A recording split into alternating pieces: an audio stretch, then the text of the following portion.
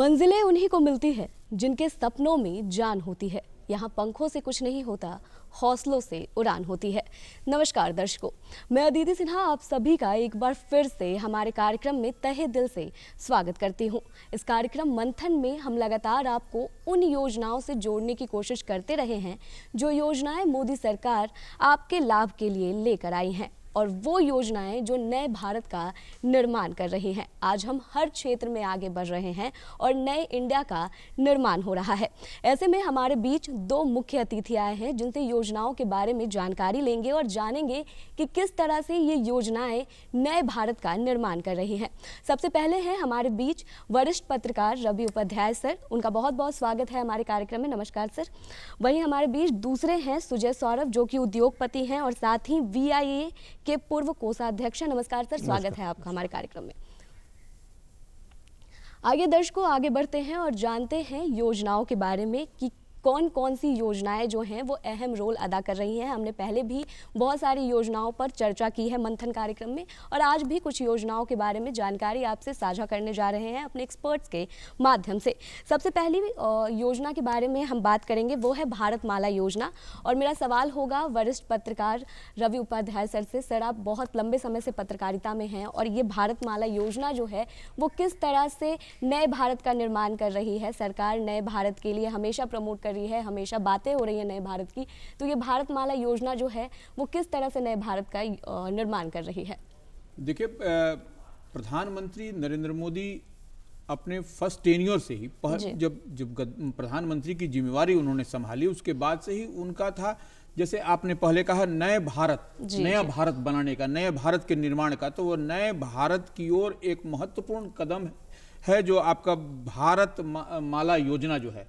तो भारत माला योजना क्या है उसको तो पहले समझना पड़ेगा। इसको फेज वाइज करके प्रधानमंत्री ने, क्योंकि बेहतर ढंग से भारत माला योजना का कार्यान्वयन हो सके, उसके लिए फेज वाइज, फेज 1, फेज 2 करके इस तरह से बनाया है। तो भारत माला योजना के तहत जो NH है, वो NH उसका 10.63 लाख करोड़ की यह योजना है। तो इस योजना के तहत आप NH का जो निर्माण देख रहे हैं उससे पूरे तरह से कश्मीर से कन्याकुमारी तक जी, और वो उस योजना का क्रियान्वयन किया जा रहा है, और उसमें बेहतर 4 लेन 6 लेन सब सड़कें बन रही हैं। अब आपने देखा होगा कि ऐसी भी सड़कें बनी हैं जिस पर कि एरोप्लेन, फाइटर प्लेन भी उतर सकते हैं, सो दैट कि कभी भी वैसी परिस्थिति बने तो वहां पर उसको लैंड कराया जा सके। तो यह नए भारत का निर्माण, और यह प्रधानमंत्री नरेंद्र मोदी की काबिलियत कह लें कि उसी लिए यह सब हो पा रहा, यह संभव हो सका। नहीं तो इससे पहले आज तक कभी भी सामान्य प्लेन तो छोड़ दे, सेना का प्लेन को उतारा जा रहा है, यह बहुत बड़ी बात है। और सामान्य प्लेन भी आपने देखा कि कई दफे उसको उतारा गया, रनवे बनाया गया। तो यह भारत माला योजना का यह बहुत बड़ा है। अभी आप इसको फेज 1 देख रही हैं, फेज 2 देखिएगा, फेज 3, और ये पूरा तरह से आप बिहार में ही देखिए ना। बिहार की हम बात करें, बिहार में बैठे हैं तो बिहार में हम बात करें, बिहार में किस तरह से यहाँ पर 4 लेन और 6 लेन का सड़क बन रहा है। पटना से अब जो है सो बनारस की दूरी भी अब कम हो गई है। पटना से आपको दिल्ली की दूरी भी कम हो गई है। दिल्ली भी अब जो पहले 12 घंटा, 14 घंटा, 18 घंटा जाने में लगता था सड़क मार्ग से, अब जो है सो 8 घंटे में आप जो है सो आराम से, और वो आपको सड़क पर आपको पता भी नहीं चलेगा कि वो कहां पर अब कोई हचकोला नहीं, कोई गड्ढा गुड्ढी नहीं, और वो इंडिया गार्लैंड प्रोजेक्ट इसको कहा जाए तो कहीं कोई यह नहीं है, क्योंकि माला है ये, भारत माला, इंडिया गार्लैंड ये माला है। जी, जैसा कि रवि सर ने बताया दर्शकों कि ये जो भारत माला योजना है, इसके तहत सड़कों का निर्माण किया जा रहा है और बहुत अच्छे सड़क बनाए जा रहे हैं, नेशनल हाईवे बनाए जा रहे हैं, एक्सप्रेसवे बनाए जा रहे हैं। एक तरफ देश की जो स्थिति, आर्थिक व्यवस्था तो दिखाती ही है, लेकिन देश की सड़कें भी दिखाती हैं कि देश कितना मजबूत बन रहा है। वैसे में हमारे बीच एक उद्योगपति हैं, तो उनसे हम जानेंगे कि प्रधानमंत्री मुद्रा योजना किस तरह से काम कर रही है। प्रधानमंत्री मुद्रा योजना के क्या कुछ लाभ जो हैं वो लोगों को मिल रहे हैं और इससे नए भारत का निर्माण कैसे हो रहा है। तो सर, आपसे मेरा ये सवाल रहेगा कि प्रधानमंत्री मुद्रा योजना किस तरह से काम कर रही है? अपने प्रधानमंत्री साहब के सोच जो है वो सारे देश के विभिन्न वर्गों के साथ वो अटैच होना चाहते हैं, उनके कल्याण का काम करते हैं। इसमें व्यवसायी वर्ग या जो नए व्यवसाय में आना चाहते हैं बच्चे, जो नए व्यवसाय में जो लोग आना चाहते हैं, उनके सहयोग के लिए मतलब उनकी ये इच्छा है कि लोग जो है सो अब नौकरी मांगे नहीं, नौकरी दें लोगों को। ये जी। बहुत बड़ी सोच है कि आप दूसरों को नौकरी दें। इस हिसाब से उन्होंने मुद्रा योजना भी लाया है, मतलब ये स्कीम आया है। इसमें है कि शिशु, किशोर और तरुण, ये जो चीज़ें हैं, ये बैंक के साथ उनके जो पैक्ट हुए हैं उसमें यह है कि शिशु लोन में जो छोटा व्यवसाय 50,000 तक करना चाहते हैं उनको वो बैंक बिना किसी कोलेटरल के, बिना किसी चीज़ को गिरवी रखे हुए, किसी तरह से भी नहीं, सिर्फ उनको लोन देते हैं, उनको प्रोत्साहित करते हैं कि वो अपने व्यवसाय में लगे और उसको आगे बढ़ाएं। इसके बाद किशोर वय का जो लोन है उसमें 5 लाख तक का लोन ये लोगों को मुहैया कराया जाता है, जिसमें कि ये 5 लाख के लोन से व्यवसाय करें और व्यवसाय में समृद्धि प्राप्त करें। इसके अलावा जो तरुण स्कीम है इसमें 10 लाख रुपए तक का कोलेटरल फ्री लोन है जो कि इनको दिया जाता है और व्यवसाय में। और इसमें बहुत सारे जो नए लड़के जो आए हैं, जो स्टार्टअप्स में भी हैं कुछ, वो लोग काफ़ी लाभान्वित हो रहे हैं और वो अपनी कंपनी को बड़ा करके व्यवसाय में नए लोगों को ला करके नए तरीके से उन लोगों को नौकरी दे करके इस चीजों को समृद्ध कर रहे हैं। इसी में है कि मैंने इसमें एक प्रधानमंत्री जो मुद्रा योजना की आप जो बात कर रहे हैं तो उसमें एक बात है कि पूंजी सफलता की कुंजी, हाँ। यह एक पंच लाइन है जो कि समझना पड़ेगा हम लोगों को कि पूंजी सफलता की कुंजी है। तो यह प्रधानमंत्री नरेंद्र मोदी का ही विजन है। बिल्कुल, जैसे है कि व्यवसाय शुरू करने में लोगों के पास पैसे की कमी रहती है और उस कमी को दूर किया गया है। ये जो बेसिक चीज है इसको दूर करके उनके व्यवसाय को बढ़ाया गया है। इस हिसाब से मुद्रा लोन काफी सक्सेसफुल है और काफी लोग इससे लाभान्वित हो रहे हैं। जी दर्शकों, जैसा कि सौरभ सर ने बताया प्रधानमंत्री मुद्रा योजना के बारे में कि बहुत सक्सेसफुल है और इसके तहत खासकर जो स्वरोजगार करना चाह रहे हैं, जो स्टार्टअप करना चाह रहे हैं, जैसा कि मोदी सरकार हमेशा से प्रोत्साहित कर रही है उन लोगों को कि लोग सेल्फ डिपेंडेंट बने, खुद पर निर्भर रहें, किसी और पर निर्भर ना रहें। और वैसे में स्टार्टअप के लिए ये तरह की राशि दी जा रही है, वो 50,000 की हो, 5 लाख की हो या 10 लाख की हो, वो डिपेंड करता है कि आप किस तरह का कारोबार शुरू करना चाह रहे हैं। आप छोटा रोजगार शुरू करना चाह रहे हैं या बड़ा करना चाह रहे हैं तो उस आधार पर आपको ये लोन का लाभ मिलता है। अब तो ये बात हो गई लोन की, अब बात करते हैं आवास की। यानी कि अगर आपके पास घर है तब आप सबसे ज़्यादा सुरक्षित हैं। वैसे में नरेंद्र मोदी यहाँ भी नहीं चूके हैं, उन्होंने इसके लिए भी प्रधानमंत्री आवास योजना बनाया है और लोगों को इसके तहत किस तरह से घर दिए जा रहे हैं, किस तरह से इसका लाभ लोगों को मिल रहा है, इसके बारे में रवि सर से जानेंगे। रवि सर, किस तरह से इसका लाभ लोगों को मिल रहा है और आवास योजना कितनी सक्सेसफुल योजना रही मोदी जी की? देखिए, प्रधानमंत्री आवास योजना की जो हम बात कर रहे हैं, पहले आवास एक सिर्फ सपना भर था, लेकिन उस सपना को नरेंद्र मोदी की सरकार जब 2015 से आप देखिएगा अब तक, वो जो पहले लोग सोचते थे कि हम किधर छत पे है, वो इधर उधर सड़क किनारे सोए रहते थे, उन लोगों के लिए भी वो इतना हर सुख सुविधा जो लगता था कि एक 1 BHK 2 BHK का रूम दिया जा रहा है। दूर दराज के हम आपको कहेंगे नॉर्थ ईस्ट तरफ चले जाएं, नॉर्थ ईस्ट में जाकर के आप देखिए प्रधानमंत्री आवास योजना के तहत नॉर्थ ईस्ट के दूर दराज के रिमोट एरिया में भी आपको आवासीय सुविधा, वैसे लोगों को कभी सोच नहीं रखा था उसके लिए भी वह सुविधा, और लगता है जैसे मैंने अपार्टमेंट नुमा है, वो बहुत ही सुंदर। और वह लाभ सिर्फ वहीं नहीं मिल रहा है, आप किसी भी प्रदेश में चले जाएं, पहाड़ी इलाकों में, सुदूरवर्ती आदिवासी बहुल इलाका हो उसमें भी आप चले जाएं, वहां पर भी आपको दिखाई पड़ेगा कि प्रधानमंत्री आवास योजना के तहत कितने लोग लाभान्वित हुए हैं। तो यह एक प्रधानमंत्री नरेंद्र मोदी के विजन के कारण ही यह संभव हो सका है कि 2015 से हम कह लें 2022 तक लाखों लोग इससे लाभान्वित हो रहे हैं और आए दिन लोगों को मिल रहा है। तो यह सिर्फ एक सेक्टर में काम नहीं, प्रधानमंत्री नरेंद्र मोदी के सरकार में आने के बाद से हर सेक्टर में जिस तरह से काम हो रहा है वह एक अपने आप में निश्चित रूप से वह मिसाल है। और आने वाले समय में हम जहां तक समझ पा रहे हैं, जो हम देख पा रहे हैं कि जो इन लोगों का स्टेप बाय स्टेप जिस तरह से मजबूती की ओर प्रधानमंत्री बढ़ रहे हैं, तो निश्चित रूप से आने वाले समय में और भी कई योजना लाभान्वितों के लिए प्रधानमंत्री आवास योजना के साथ अन्य भी उसमें योजना आपको दिखाई पड़ेगी। जी जी, रवि सर ने बहुत अच्छी बात कही कि और भी ऐसी योजनाएं सरकार लेकर आएगी। ये तो बात हो गई प्रधानमंत्री आवास योजना की, और ऐसी योजनाएं और भी सरकार लेकर आएंगी जिससे आम लोगों को, जनता को लाभ मिलेगा। अब बात अगर नए इंडिया की हो रही है, न्यू इंडिया की हो रही है, तो हम डिजिटल इंडिया को कैसे भूल सकते हैं। डिजिटल इंडिया ने तो बड़ा ही अहम रोल प्ले किया है, और डिजिटल इंडिया ऐसा सक्सेसफुल हुआ कि इसकी चर्चा बस अपने देश में नहीं, विदेश तक हो रही है।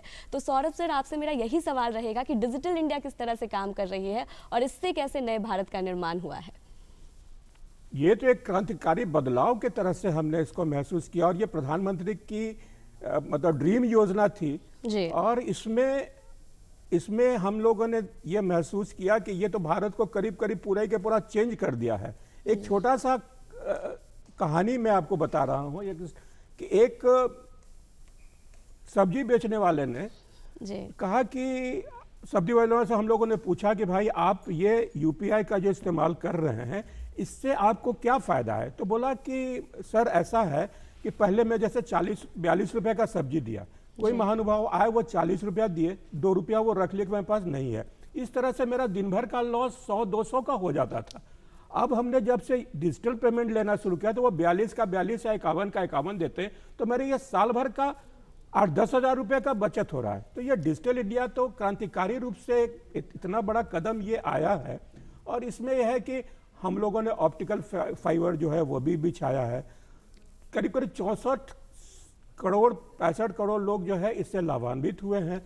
और ये पब्लिक प्राइवेट पार्टनरशिप में ये जो ऑप्टिकल फाइबर है वो बिछ रहा है, इसके कारण करीब करीब गांव-गांव तक लोगों की पहुंच हो गई है। गांव-गांव में आपको स्मार्टफोन नजर आएंगे, गांव-गांव में आपको मतलब डिजिटल से कार्य करते हुए लोग हैं। तो ये तो एक महत्वपूर्ण क्रांति है जो कि आ गई है हमारे देश में, और धीरे धीरे ये लोगों को और समृद्ध कर रही है। जैसे हमारे वरिष्ठ पत्रकार ने कहा कि प्रधानमंत्री सारे वर्गों के बारे में सोच रहे हैं, और इसमें ये एक बहुत बड़ा कदम है जो कि उन्होंने उठाया, जो कि उनकी सरकार ने किया है, और जिसके कारण कि हम लोगों को काफ़ी सहूलियत हो गई है।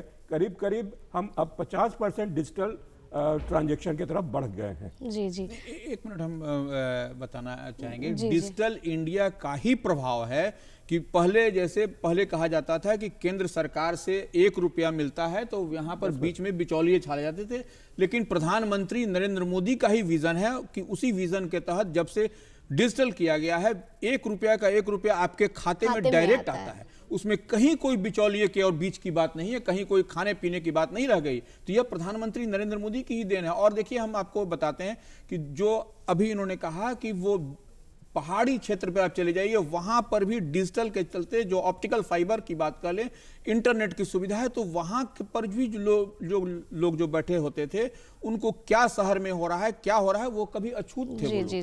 तो वो उन लोगों को भी अब मालूम चल रहा है सरकार की कौन सी योजनाएं हैं, कौन सा लाभान्वित हम हो सकेंगे, उससे भी वो लोग उसको फायदा उठा रहे हैं। और यह तो डिजिटल का ही क्रांति है, और यह नरेंद्र मोदी के चलते ही संभव हो सका है। इस बात को हम लोग को समझना पड़ेगा। जी, रवि सर और सौरभ सर दोनों ने बताया कि किस तरह से डिजिटल इंडिया काम कर रही है, लेकिन डिजिटल इंडिया तभी पॉसिबल हो पाया, या फिर डिजिटल इंडिया इतना तभी कारगर हो पाया जब जनधन योजना, प्रधानमंत्री जनधन योजना सामने आया।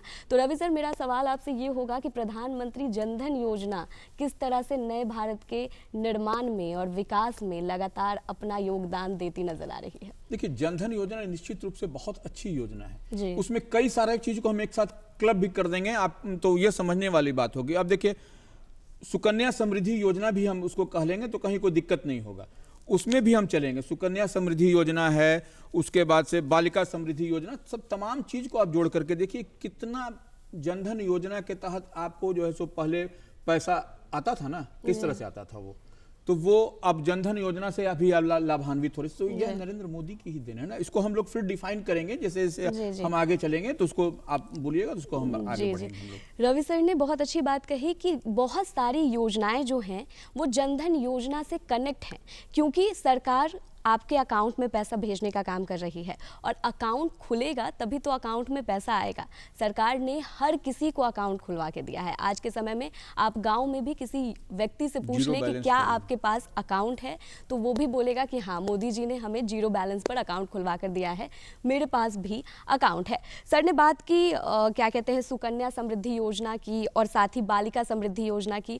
तो मेरा सवाल होगा सौरभ सर आपसे कि सुकन्या समृद्धि योजना क्या है, हमारे दर्शकों को बताएं, और ये किस तरह से जनधन योजना से कनेक्टेड है, उसके साथ साथ किस तरह से ये नए भारत का निर्माण कर रहा है। अभी हमारे वरिष्ठ पत्रकार साहब ने जो बताया कि जनधन योजना के कारण, जनधन योजना में जितने भी अकाउंट्स खुले हैं उसमें डायरेक्ट बेनिफिट जो पैसे का आ रहा है वो जो ट्रांसफर हो रहा है, उसके कारण सुकन्या समृद्धि योजना में जो भी पैसा सरकार छोटे बच्चियों को पढ़ने के लिए उनके जन्म से लेकर के उनके प्रसव से लेकर के उनके पढ़ने तक का जो भी पैसा दे रही है वो डायरेक्ट उनके अकाउंट में आ रहे हैं, और उस अकाउंट में आने के कारण वो अपना पढ़ाई निरंतर रूप से जारी रख रही है, और वो निरंतर रूप से जारी कर रही है। इसके कारण वो सशक्त हो रही है और वो आगे बढ़ रही है। और अब तो हमारे यहाँ लड़कियां फाइटर प्लेन भी चलाने लगी हैं और वो अब कर्नल रैंक तक पहुंच गई हैं। तो ये शुरुआत जो हुआ है वो मतलब ये प्रधानमंत्री के सोच के कारण है कि हम बच्चियों को जो समाज के जो देश में जिनकी जनसंख्या हम लोगों के मतलब 50% तक उनकी जनसंख्या है, उनको हम हर तरह से समृद्ध करें। और इसमें उन्होंने इस योजना को ला करके और उनके अकाउंट में डायरेक्ट पैसे को ट्रांसफर करके, जो जनधन योजना के कारण अकाउंट खुला उसमें ट्रांसफर करके इन सारी चीजों को आगे बढ़ाया है। जी, सौरभ सर ने बड़ी अच्छी बात कही कि नारी सशक्तिकरण पर मोदी सरकार सबसे ज्यादा ध्यान दे रही है, और उसी के लिए बेटी बचाओ बेटी पढ़ाओ योजना भी लाया गया। सुकन्या समृद्धि योजना हो या फिर बालिका समृद्धि योजना हो, ये तमाम योजनाएं बेटी बचाओ बेटी पढ़ाओ योजना के तहत ही आती है, उसके अंतर्गत ही आती है। तो मेरा सवाल रवि सर आपसे ये होगा कि बेटी बचाओ बेटी पढ़ाओ योजना किस तरह से हमारे देश में बेटियों को सशक्त कर रही है, बेटियों को आगे बढ़ने का मौका दे रही है। देखिए, आप समृद्ध भारत की जब हम बात करेंगे जी, तो प्रधानमंत्री नरेंद्र मोदी के विजन को भी हम लोगों को समझना पड़ेगा कि वो, जैसे हमने कहा, सुकन्या समृद्धि योजना, बालिका समृद्धि योजना, तो यह जो जितनी भी योजनाएं हैं बेटी बचाओ बेटी पढ़ाओ योजना ही है। और इससे जब समृद्ध भारत, बेटी जब तक पढ़ेगी नहीं, मजबूत नहीं होगी, आगे नहीं बढ़ेगी, तब तक हम एक समृद्ध भारत की कल्पना नहीं कर सकते। तो यह है नरेंद्र मोदी का थॉट, यह नरेंद्र मोदी का विचार। तो नरेंद्र मोदी के विचार के ही हम जो है सो सुकन्या समृद्धि योजना में क्या है, ये 2015 से शुरू हुई थी यह योजना, और इसमें बच्ची की आयु 10 वर्ष से कम होनी चाहिए। वो 250 रुपये आप उसमें जमा कर सकते हैं, उसके बाद से जितना आप ज़्यादा जितना जमा कर सकते हैं, तो वो 18 वर्ष की उम्र के बाद आप उसको विड्रॉ कर सकते हैं, वो आपके खाता में पड़ा रहेगा, आप ले सकते हैं। यही है इसकी। बालिका समृद्धि योजना भी है। बालिका समृद्धि योजना में बेटी के जन्म होने पर ही 500 रुपया वो संभवतः मिलता है। तो यह एक बहुत बड़ी बात है। तो यह प्रधानमंत्री नरेंद्र मोदी का ही एक, वो महिलाओं को, बच्चियों को कितना सशक्त बना रहे हैं, और इसके लिए कई सारी योजनाएं, तमाम योजनाएं आप देखिएगा कि बेटी पढ़ाओ, शिक्षा का भी देखिए कितना माने सरलीकरण किया गया। सरलीकरण इन द सेंस कि कितने माने लचीलापन बनाया गया है कि वो बेटियां जो हैं सो आज पढ़ सकें। जैसा कहा इन्होंने कि बेटियां आज माने फाइटर प्लेन उड़ा रही हैं, सेना में जा रही हैं, आगे बढ़ रही हैं। तो यह सब नरेंद्र मोदी की ही देन है कि आज जो है सो बेटी इतनी आगे बढ़ रही है, कदम से कदम मिला करके। जो आधी आबादी की हम लोग बात करते हैं, तो आधी आबादी की जब बात होती है तो निश्चित रूप से नरेंद्र मोदी की ओर महिलाएं देखती हैं आशा भरी निगाह से कि देखिए आज हम पहले कहां थे और आज आधी आबादी कहां पर खड़ी है। तो यह नरेंद्र मोदी का निश्चित रूप से, यह केंद्र सरकार के आने के बाद से यह अमूलचूल परिवर्तन आपको दिखाई पड़ रहा है। जी, कहा भी जाता है कि आप अगर एक पुरुष को पढ़ाते हैं, एक लड़के को पढ़ाते हैं, तो बस आप एक लड़के को शिक्षित करते हैं। लेकिन अगर आप एक लड़की को पढ़ाते हैं, एक स्त्री को शिक्षा का मौका देते हैं, तो आप 7 पीढ़ी को शिक्षित करते हैं।